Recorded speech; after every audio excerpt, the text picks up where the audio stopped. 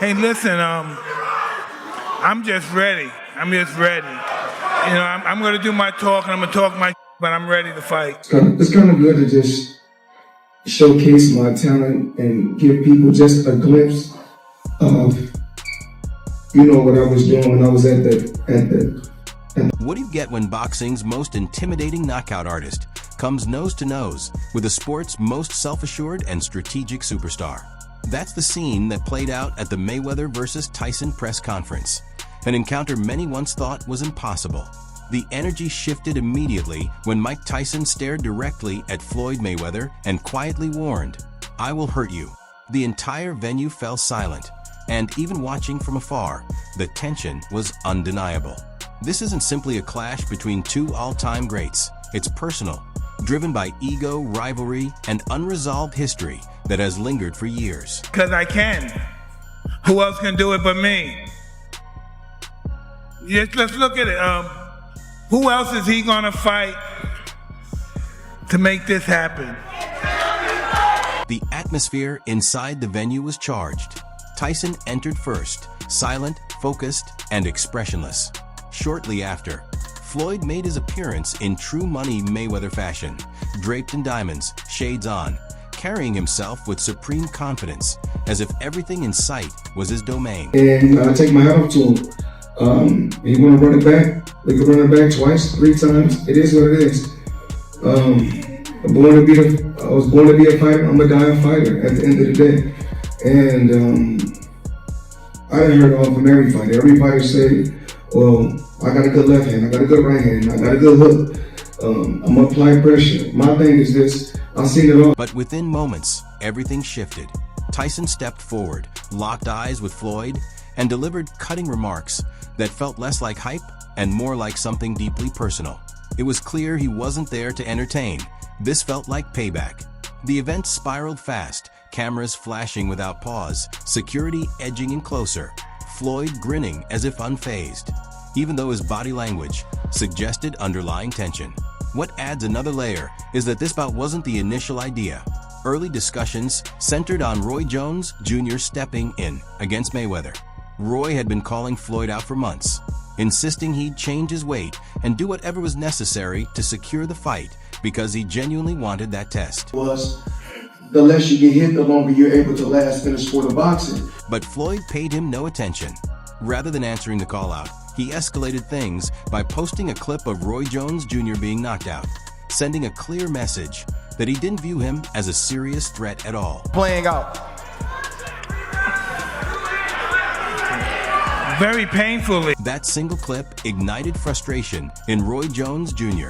and embarrassed him across the boxing community.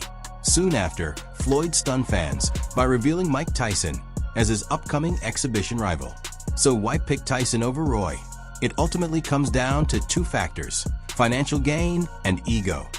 In the least amount of fights, I didn't have to have 70 fights, or 150 fights, 300 fights. Did I not beat the most world champions? Yes, you did. Okay. And in the least amount of fights? Yes, you did. Who got the highest gate? Floyd Mayweather. Who made the most money? You did. Who was the most accurate fighter of all time? You were. So it's basically saying that the greatest of all time. Tyson's name by itself ensures enormous attention. He's the larger attraction, the more fearsome presence, and he brings in supporters from every corner of the globe. For Floyd, everything has always revolved around 2 key goals: landing the biggest check possible and safeguarding his legacy. It's rarely about who stands across from him. It's about keeping the revenue flowing and the spotlight fixed on him.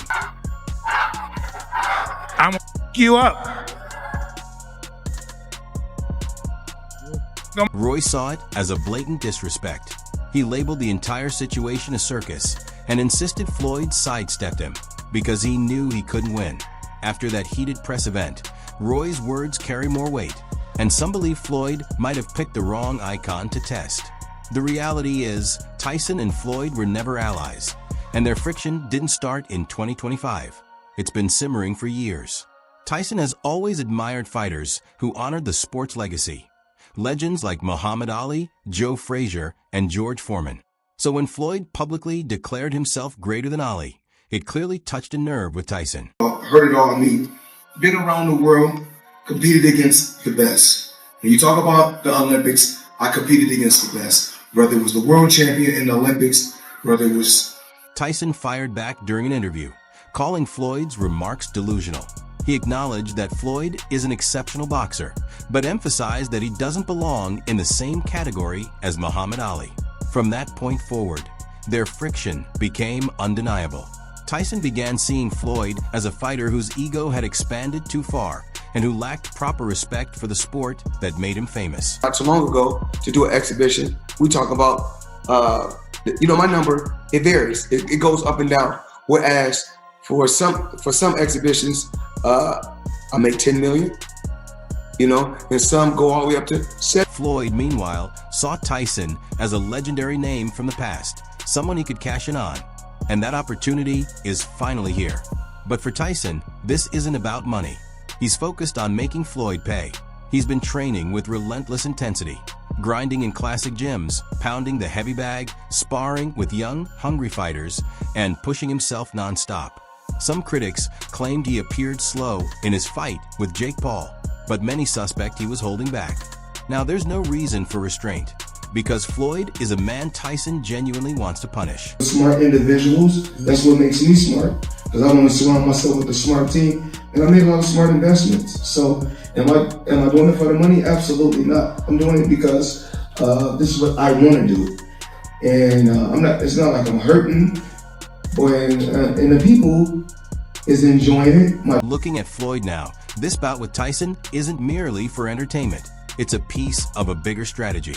Just weeks before the press event, he hinted that he's gearing up for a serious professional comeback, not just exhibitions, but a full-scale return to the pro ring.